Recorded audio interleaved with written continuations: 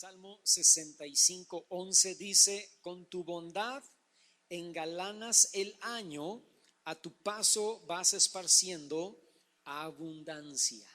Y fíjate, hermano, tener un año bendecido es lo que nos lleva a tener de alguna manera un año feliz. Decía Dalton hace un momento, y es verdad, todo mundo en estas fechas se llena de ganas de decir o de declarar buenos deseos para otras personas, ¿verdad? Que te vaya muy bien, que este año sea de mucha dicha o de mucha bendición, o que tengas un feliz año, que tengas un año próspero. Y no se puede tener un feliz año o un año bendecido por arte de magia. Está bien si lo deseamos, está bien si lo hablamos, decía Dalton hace un momento, ¿verdad? Nuestra boca tiene poder para declarar cosas, y está bien si deseas que a la otra persona le vaya bien y se lo dices, ¿verdad? Que tengas un año bendecido, dichoso, feliz, abundante. Eso está muy bien, pero no se obtiene un año bendecido o un año feliz por arte de magia. Más bien necesitamos observar algunas normas bíblicas si queremos alcanzar bendición y verdaderamente tener un año feliz. Yo quiero hablarles esta mañana acerca de, bueno, mi predicación se llama así, un año bendecido, y yo quiero hablarles acerca de 4 puntos fundamentales para ser bendecidos en este nuevo año, y quiero basar estos 4 puntos en la historia de un rey en la Biblia que se llamó el rey Josafat. Y yo quiero que vayan conmigo al segundo libro de Crónicas, por favor, y fíjate lo que dice ahí en el capítulo 17. Y fíjate, vamos a leer, y quédate ahí en Crónicas porque ahí vamos a estar todo este tiempo. Pero el versículo 1 y el versículo 2 dice: reinó en su lugar Josafat, porque su padre Asa había sido el rey anterior, y entonces cuando Asa murió, entonces en lugar de Asa, el padre de Josafat, pues reinó Josafat su hijo, el cual, dice ahí la Biblia, se hizo fuerte contra Israel, o sea, contra el reino del norte, porque ya para estas fechas ya se había dividido el reino de Israel en el reino del norte y en el reino del sur. Entonces el reino de Israel o el reino del norte tenía problemas con el rey Asa, o tuvo muchos problemas con el rey Asa. Hubo guerra entre estos dos reinos. Y dice el verso 2: y entonces Josafat puso ejércitos en todas las ciudades fortificadas de Judá, y colocó gente de guarnición en tierra de Judá, y asimismo en las ciudades de Efraín que su padre Asa había tomado. Fíjate, Josafat hizo 4 cosas muy interesantes que le trajeron bendición, o que le trajeron prosperidad, que le trajeron paz, y obviamente todo eso le trajo felicidad, ¿no? Y no solamente al rey Josafat, a todo su reino, porque déjame decirte algo: cuando la cabeza está bien, todo lo demás está bien. Cuando el papá está bien, la mamá está bien, los hijos están bien, ¿no? Cuando el dueño de la empresa está bien, todo lo demás que está debajo funciona como relojito, ¿no? Y cuando la cabeza está bien, entonces lo demás del cuerpo recibe bendición y recibe prosperidad. Y como Josafat andaba bien, y como Josafat hizo estas 4 cosas importantes, pues a todo lo demás de su reino, pues también le fue bien. Entonces, fíjate, ¿qué fue la primera cosa que hizo Josafat según el versículo 1 y 2? Yo lo reduzco o lo resumo en que Josafat fue prudente. La primera cosa que hizo Josafat para que le fuera bien, la primera cosa que tú y yo podemos hacer para que nos vaya bien en este año, es tener prudencia.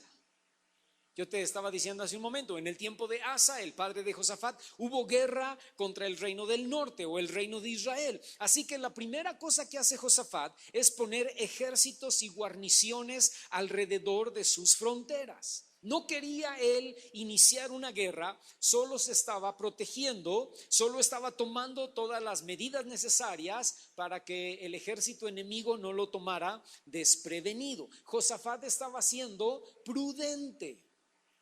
estando alerta para defenderse de cualquier ataque del ejército enemigo. La prudencia, déjame darte una definición, es una cualidad que consiste en actuar o hablar. Fíjate qué interesante. La prudencia es una cualidad que consiste en actuar o hablar, escucha, con cuidado, de forma justa, adecuada, con cautela, con moderación, con reflexión, con sensatez y con precaución para evitar posibles daños, dificultades, males e inconvenientes. Y yo te quiero preguntar, ¿cuántos de nosotros nos hemos metido en problemas los años pasados por no ser prudentes en lo que hablamos o en lo que hacemos?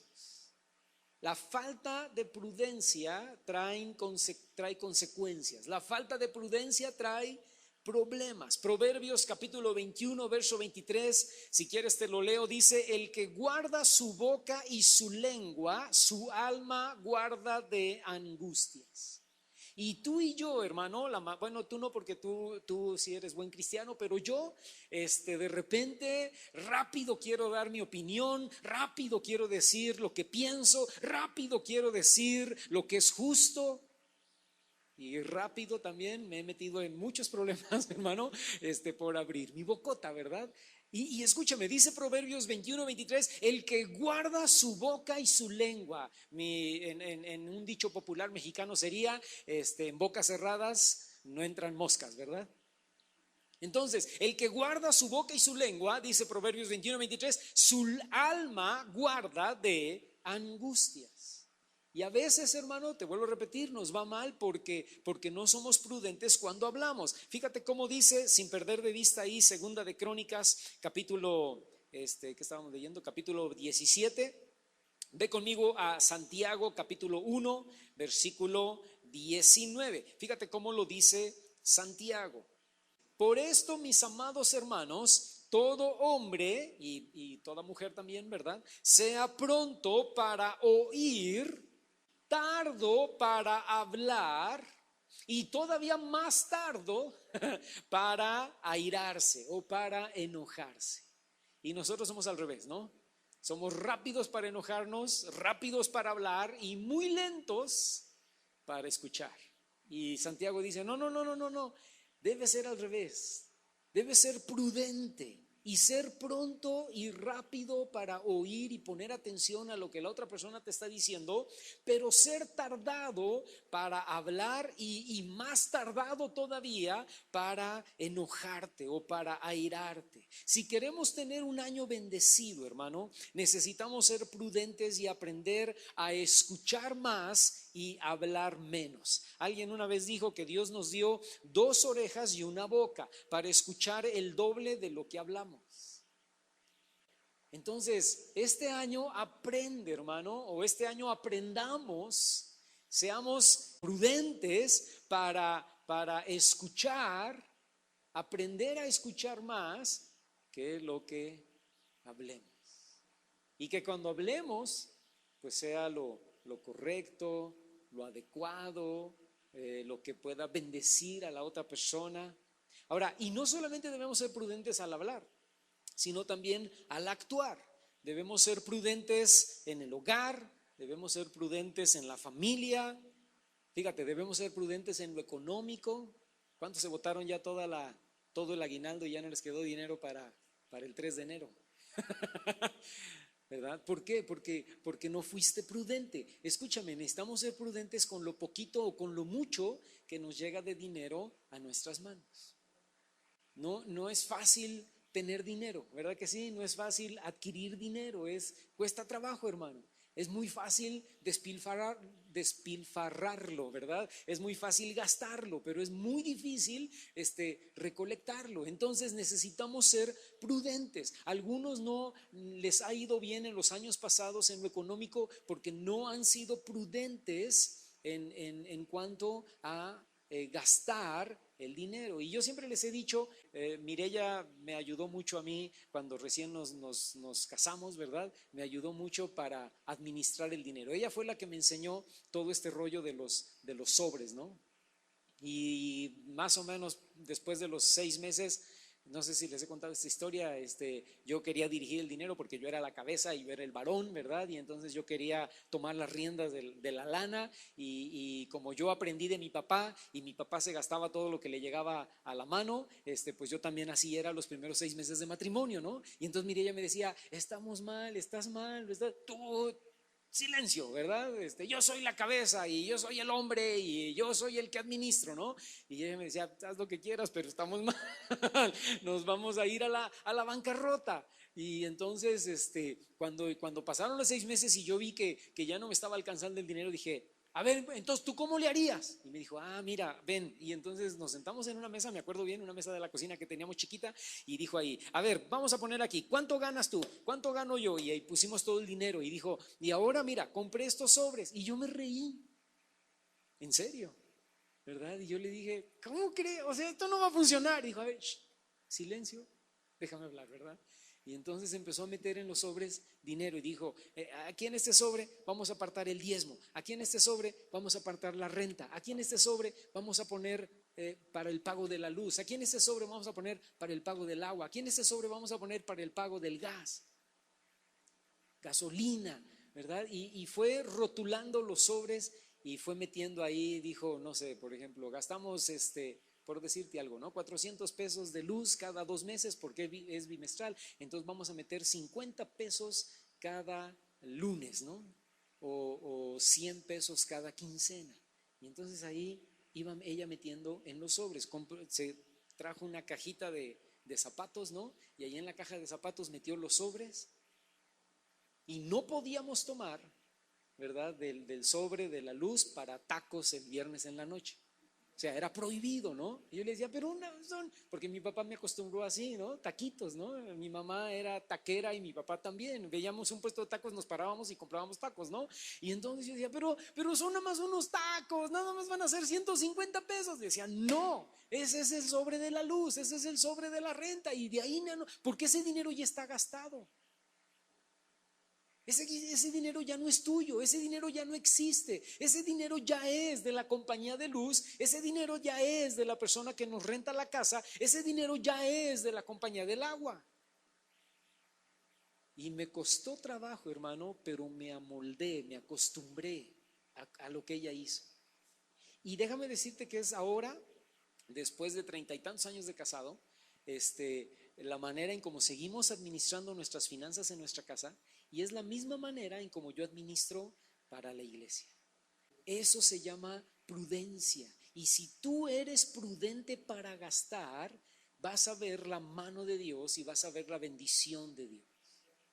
Necesitamos ser prudentes para hablar, necesitamos ser prudentes para actuar, necesitamos ser prudentes en lo económico, necesitamos ser prudentes en lo laboral, pero escúchame, necesitamos también ser prudentes en lo espiritual.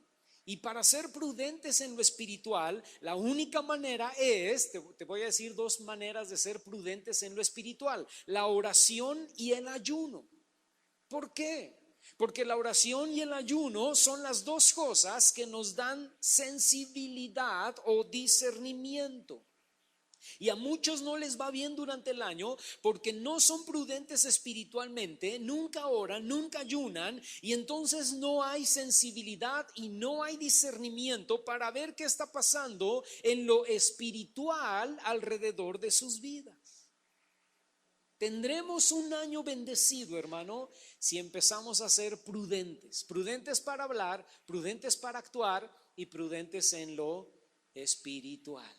La segunda cosa que hizo Josafat, fíjate, ve conmigo ahí al capítulo 17 de Segunda de Crónicas, pero ahora vamos a leer el verso 3 y el verso 4. Dice, y Jehová estuvo con Josafat, ¿por qué? Dice, porque anduvo en los primeros caminos de David su padre y no buscó a los Baales, sino que buscó al Dios de su padre y anduvo en sus mandamientos y no según las obras de Israel. Fíjate, la segunda cosa que tuvo Josafat para que le fuera bien, primero fue prudencia, lo segundo fue integridad. Josafat buscó a Dios y fue obediente. Escucha, no solo aparentaba que buscaba a Dios, sino que complementaba su búsqueda de Dios con obediencia. Y eso para mí se traduce en integridad. ¿Qué es la integridad, hermano? Integridad es cuando hacemos o vivimos lo que decimos. Cuando actuamos en base o de acuerdo a nuestras creencias o convicciones. Por ejemplo, los fariseos en el tiempo de Jesús no eran personas muy íntegras, porque Jesús les dice, ustedes dicen, pero no hacen. Cuando actuamos en base a lo que predicamos, cuando actuamos en base a lo que creemos, nos volvemos personas con integridad para con los demás. Y entonces los demás nos toman en serio. ¿Te ha pasado que de repente alguien te dice, no, alguien que no es cristiano, ¿verdad? No, yo conozco un montón de cristianos que son igual de borrachos, igual de adúlteros, igual de que yo, ¿verdad? Entonces, ¿para qué quiero yo ser cristiano si los que conozco también van a antros, también se emborrachan, también se drogan? Dicen, como los fariseos, ¿verdad? Dicen, pero no hacen. Vivir en integridad, escúchame, nos lleva a ser los mismos. Las mismas personas que somos aquí en la iglesia, somos también en nuestra casa o en nuestro trabajo. La integridad nos lleva a vivir y a obedecer, esas dos cosas, ¿verdad? Vivir y obedecer la palabra de Dios. Y vamos a tener un año bendecido, seguro que sí, si aprendemos a vivir en integridad delante de Dios. Ser íntegros. No importa si están los hermanos viéndonos, no importa si está el pastor, no importa si estamos en Morelia o estamos en Monterrey, somos cristianos, ¿verdad? Como José, el de la Biblia, ¿no? Estaba esclavo, estaba en Egipto, ahí no estaban los hermanos, ahí no estaba el papá, pero él seguía con todo su corazón amando a Dios y tenía la posibilidad de hacer cosas que no hubiera hecho en su casa, pero igual no las hizo. ¿Por qué? Aunque estaba en prisión y aunque era esclavo, ¿verdad? Porque amaba a Dios con todo su corazón y era una persona íntegra. ¿Y qué sucedió con José, hermano? Al final, pues le fue bien, al final fue bendecido. Fíjate, la tercera cosa que hizo Josafat, ahí en el capítulo 17, voy a leerte ahora el verso 5 y 6, pero te lo voy a leer en la Reina Valera contemporánea, que me gustó cómo lo tradujo. Dice, por eso, verso 5 dice, el Señor confirmó en sus manos el reino y todo Judá le daba tributo, así que llegó a tener grandes y abundantes riquezas y esplendor. Se entregó de corazón a los caminos del Señor, fíjate, y quitó de en medio de Judá los lugares altos y las imágenes de acera. La tercera cosa que debemos hacer si queremos que nos vaya bien es quitar los ídolos. Fue prudente, número uno, después fue íntegro y le empezó a ir bien. Y cuando le empezó a ir bien, dice ahí en el versículo 6, se entregó de corazón a los caminos del Señor. Dijo, wow, nos está yendo bien. A causa de la prudencia, a causa de la integridad, pero ahora dice, voy a dar un tercer paso. Y el tercer paso es quitar los ídolos, porque Josafat se dio cuenta, hermano, que toda esta bendición había venido por causa de obedecer al Señor. Y entonces empezó a quitar los ídolos porque se dio cuenta que Dios aborrecía la idolatría. Y habla de un dios o una diosa, ahí en la cita que acabamos de leer, que se llamaba Acera. Acera también era conocida como Astoret, también era conocida como Istar. Y era una diosa muy, entre comillas, ¿verdad? Muy famosa y muy importante en los pueblos vecinos. Los israelitas malamente y tristemente la adoptaron como su diosa. Y esta diosa era la diosa de la fertilidad, era la diosa del sexo. Y se decía en la mitología y en en las religiones de los pueblos vecinos de Israel, que esta diosa era la esposa de Baal. Y a veces los dos eran adorados juntos, tanto Baal como Astoret o Istar o Asera. Era la misma, ¿verdad? Y esta diosa, fíjate qué interesante, era conocida como la madre de todos los dioses y también era conocida como la reina del cielo. Ahora, la pregunta esta mañana es, ¿qué dioses tienes? Y alguien puede decir, hermano, ¿cómo cree? No, ya no, ¿verdad? Ya nos quitamos de los ídolos. Sí, los ídolos religiosos, pues claro que sí, todos nosotros, ¿verdad? Ya no tenemos ídolos religiosos, porque eso es de párvulos, ¿verdad? Pero yo te pregunto, hace 20 o 30 años, hermano, el ídolo de los cristianos era la televisión. Ahora es peor, porque ahora tenemos docenas de distractores que se han convertido en ídolos para los cristianos. Yo hablo nada más del Facebook y del YouTube, pero mi hija la otra vez me regañó y dijo, papá, ya no digas nada más del Facebook y YouTube, hay más redes sociales, papá. O sea, te ves viejito hablando nada más del Facebook y el YouTube y el WhatsApp, ¿verdad? Pero también está el Instagram y está el TikTok, ¿no? Y escúchame hermano, y hay juegos de celulares, y hay juegos en la tablet, y hay series o películas de Netflix o de Disney o de cualquier otra plataforma. El celular se ha convertido en un dios para muchos a causa de su trabajo o a causa del ocio, como sea, muchos viven o muchos vivimos atados al teléfono. Escúchame hermano, el celular, la tele, el internet no son malos de ninguna manera. Yo no estoy aquí predicando en contra de eso, ¿verdad? Yo tengo celular y tengo tele y tengo internet. Tampoco es malo ver una serie, tampoco es malo ver una película, tampoco es malo tener un juego o usar alguna de estas aplicaciones en la tablet o en el celular. El problema es, hermano, cuando nos distraemos tanto con estas cosas que quitamos nuestra atención, quitamos nuestros ojos, quitamos nuestra vista de Dios. Piensa por un momento, ¿cuál era el propósito de los ídolos? ¿Por qué el enemigo trajo ídolos a la gente? ¿Cuál era el objetivo de tener un ídolo? El objetivo del ídolo era estorbar la intimidad, la relación y la comunión con Dios. El objetivo del ídolo era desviar la atención a este ídolo antes que a Dios. Y el problema es, hermano, cuando tú y yo amamos la tele o amamos el celular o amamos al internet más que a Dios. Podemos dejar de venir un domingo, podemos dejar de orar, podemos dejar de leer la Biblia, pero jamás podremos dejar 30 minutos olvidado el celular, ¿verdad? Eso no puede suceder. Jamás podemos dejar una tarde sin ver una serie o sin ver una película o sin revisar el Face o sin revisar lo que sea, ¿no? El Instagram o cosas por el estilo. Ahora, no se trata de condenar a nadie, ni estamos diciendo que sea pecado o que no podamos tener redes sociales o plataformas para ver series o para ver películas. Escúchame, el problema es que si alguna de estas cosas nos quitan el tiempo para buscar a Dios, o peor todavía, si algunas de estas cosas nos quitan el tiempo para trabajar, o si alguna de estas cosas nos quita el tiempo para pasarlo con nuestra familia, o para ser responsables en lo que debemos ser responsables, entonces eso se ha convertido en un ídolo. ¿Y cuál es la solución, hermano? La solución es echarlo fuera, la solución es sacarlo de nuestra vida. Hermano, tengo que quemar la tablet o tengo que quemar el celular. No, solamente lo tienes que poner en el lugar justo que le corresponde. A Netflix lo tienes que poner en el lugar justo donde corresponde.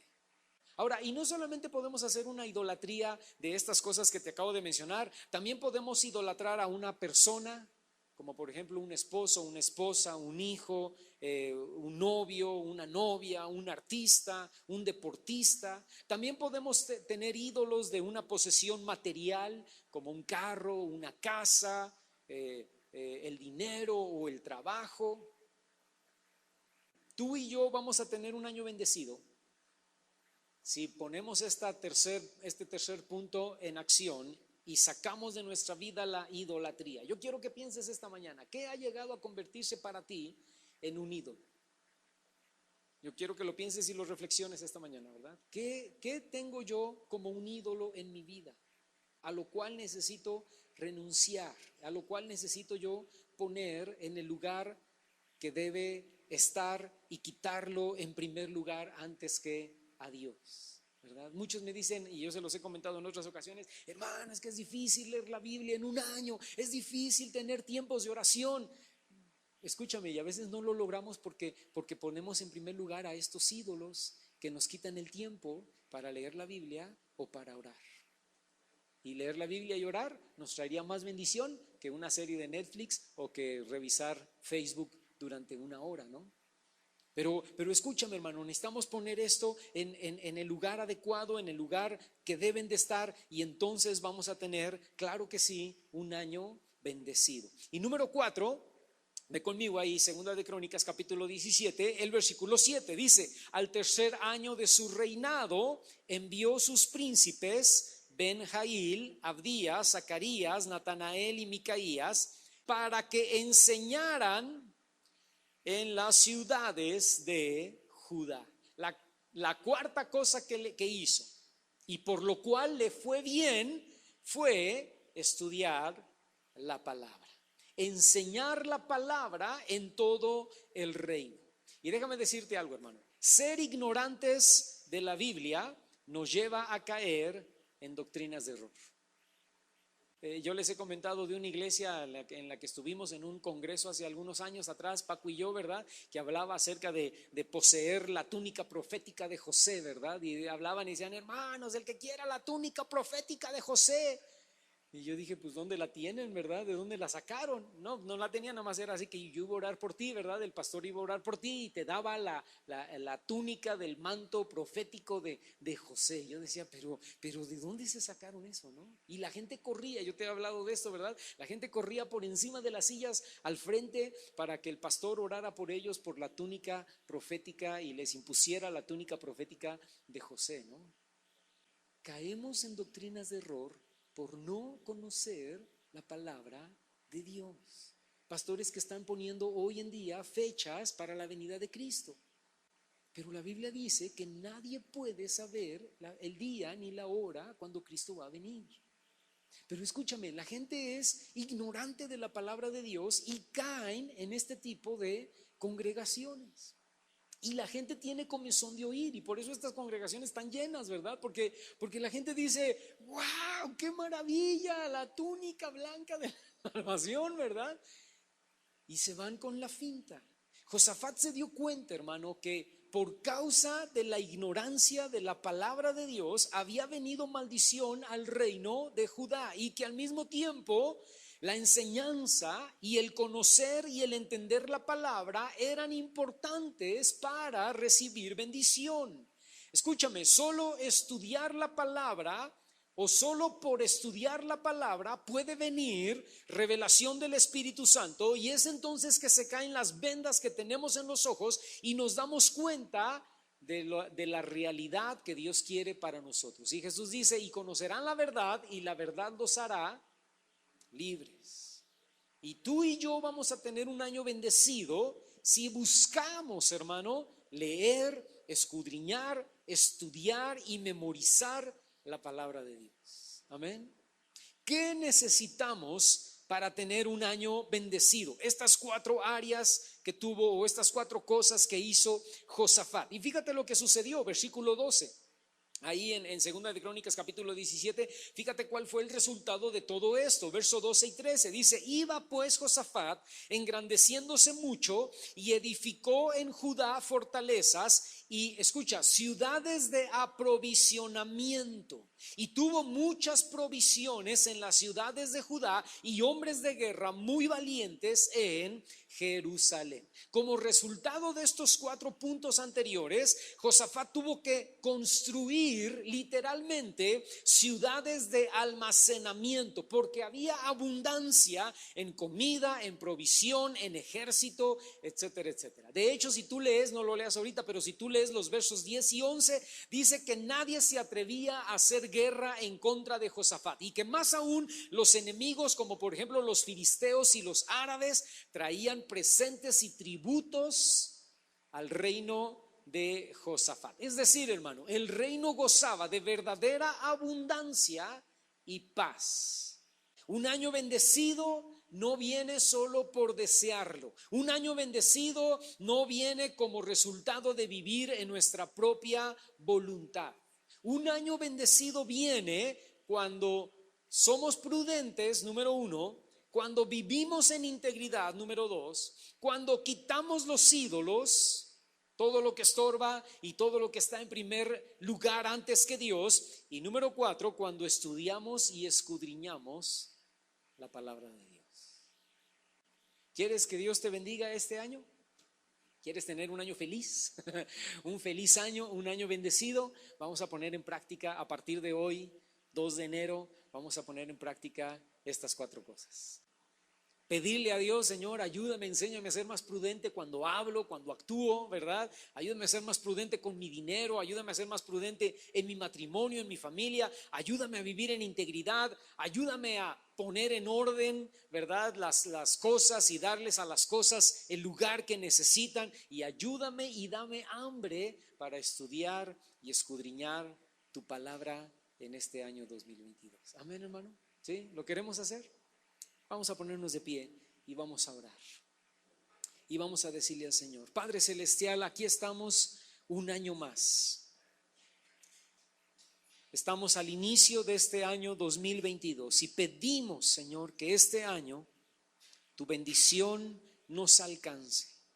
Tu bendición venga a nuestras vidas, a nuestras casas, a nuestras familias. Pero Padre, queremos nosotros también actuar en obediencia a ti, Señor, y queremos ser prudentes y queremos ser personas y cristianos íntegros. Queremos, Señor, verdaderamente renunciar a toda idolatría que hayamos levantado. Pedimos perdón, Señor, si hay otras cosas o otras personas que han tomado el primer lugar en nuestra vida. Te pedimos perdón por ello, Señor. Renunciamos a eso y te pedimos, Señor, que tú nos ayudes a ser prudentes, a vivir en integridad, a quitar los estorbos, Señor, a quitar la idolatría, Padre, y a tener hambre y sed por ti para estudiar y escudriñar y memorizar tu palabra, Señor.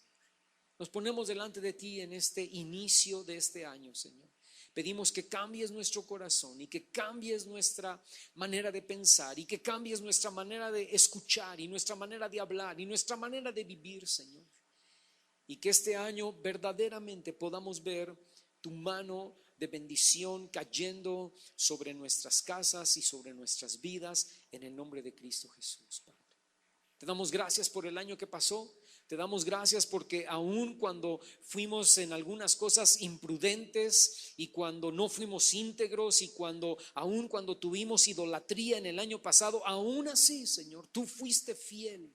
Y aún así mostraste, Señor, tu mano de poder y bendición sobre nosotros. Pero Padre, este año queremos empezar en regla contigo, Señor. Este año queremos iniciarlo bien delante de tu presencia. Y este año, Señor, queremos poner estas 4 cosas, que son las 4 cosas que también hizo Josafat, para ver bendición sobre nuestras vidas. Te lo pedimos hoy, Señor, en el nombre de Cristo Jesús.